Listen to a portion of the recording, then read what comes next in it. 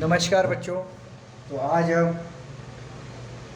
धारा विद्युत में आगे का जो घटक है अपना वो देखने वाले हैं, शुष्क विद्युत सेल।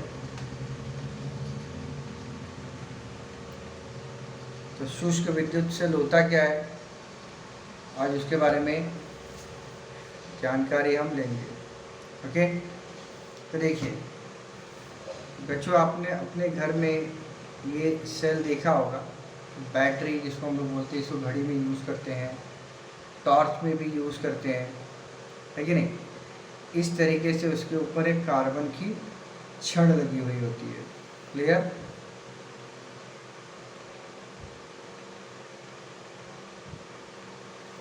ओके, ये काम करती है धनाग्र का। ओके, और ये जो नीचे जो सतह है ये काम करता है ऋणाग्र का। ओके, अब इसके बाद में बच्चों इसमें क्या दिया है, ये कार्बन इलेक्ट्रोड होता है कार्बन का।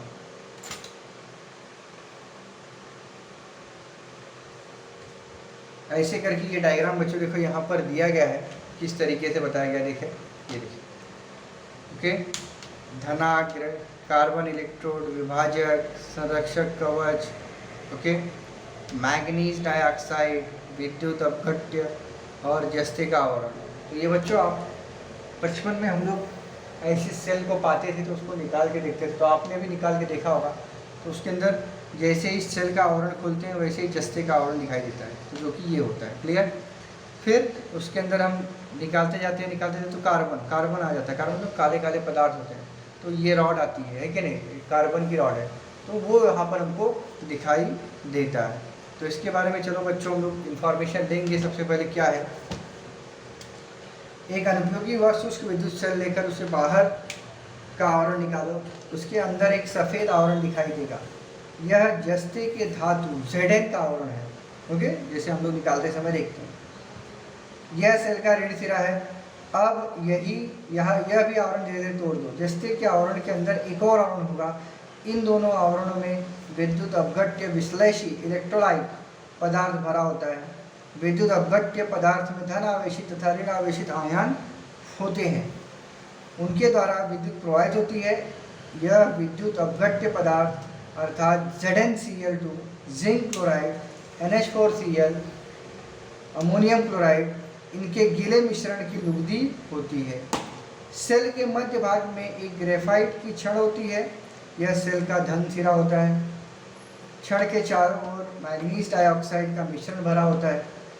इन सभी रासायनिक पदार्थों के रासायनिक अपक्रिया द्वारा दोनों सिरे पर ग्रेफाइट की रॉड लगी होती है। विद्युत आवेश तैयार होता है और परिपथ में से विद्युत धारा का प्रवाही होती है। देखिए बच्चों, यहाँ पर दिया है इस डायग्राम के ऊपर सेम इसी चीज़ को यहाँ पे डिफाइन किया गया है, बताया गया है कि यह कैसे बनता है। इस विद्युत सेल में गीले मिश्रण की लुगदी का उपयोग करके रासायनिक अपक्रिया मंद गति से मतलब धीरे धीरे होती है।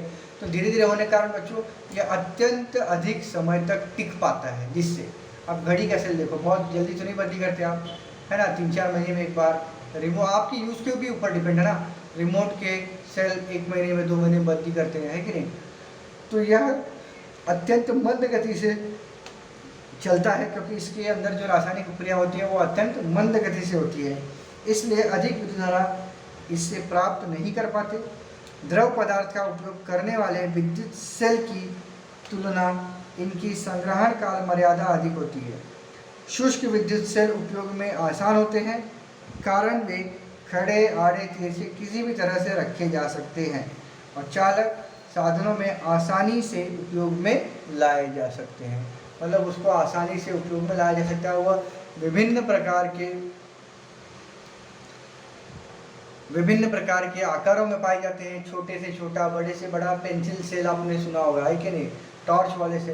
तो डिपेंड करता है, और उनके अंदर जो रासायनिक अपक्रिया होती है वो धीरे धीरे होती है, जिसके कारण वह अत्यधिक समय तक चल सकता है। समझ में आया बच्चों? तो ये आपको पूरा शुष्क सेल के बारे में इंफॉर्मेशन दी गई है यहाँ से यहाँ तक। तो आपको वो चीज़ समझनी है, इसके अंदर समझना है कि भाई इसका ये सिरा कौन सा है, ये सिरा कौन सा है और ऐसे क्या है और किस तरीके से यह काम करता है। समझ में आया? तो अभी के लिए इतना ही, धन्यवाद।